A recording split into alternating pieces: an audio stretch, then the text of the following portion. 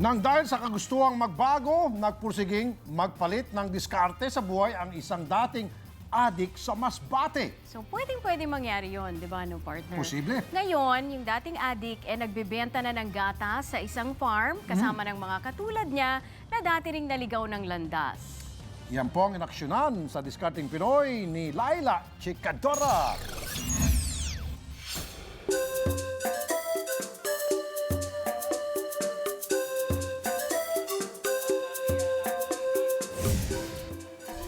Araw-araw, happy itong si Kuya Arto sa kanyang trabaho bilang katiwala sa isang tindahan sa Masbate. Karaniwan ang kanyang trabaho, pero kakaiba ang pinagdaanan niya sa buhay. Dati kasi siyang drug addict. Pag nasabog ako, walang problema. Pag nalubat ako, makakaisip na naman ako, magbabago na kaya ako. Kahit na nasa panahon pa ng kasagsagan ng droga, pag wala akong tama, naiisip ko na gusto ko na magbago, pero hindi ko magawa-gawa. Kaya naman voluntaryong nagpa-rehab si Kuya Arto sa isang farm sa Masbate na mga pari at misyonaryong Brazilian ang nagpapatakbo. Our idea is not only to be sober, but also to transform, to be a different man.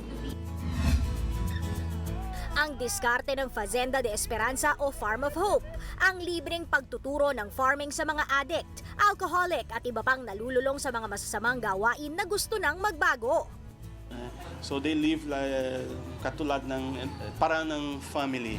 Yeah, support each other. We have dalawa ng coordinators sa bawat ng bahay.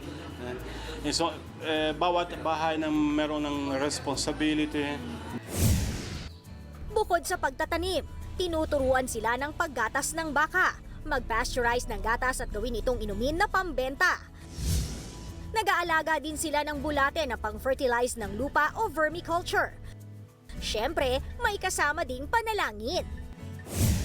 At dahil good boy na si Kuya Artos, taong 2008 nang pagkatiwalaan siya na magbantay ng tindahan ng mga produktong galing sa farm. Ngayon ang kanyang sinisweldo, hindi na sa droga na pupunta kundi sa kanyang pamilya. Ang madiskarteng tindero na si Artos Manlapas ng Masbate, patunay na kapag may diskarte at taus-pusong pagbabago equals panalo. Umaaksyon, Laila Chikadora, News 5. Be sure to come back. Use 5 everywhere. Copyright 2016.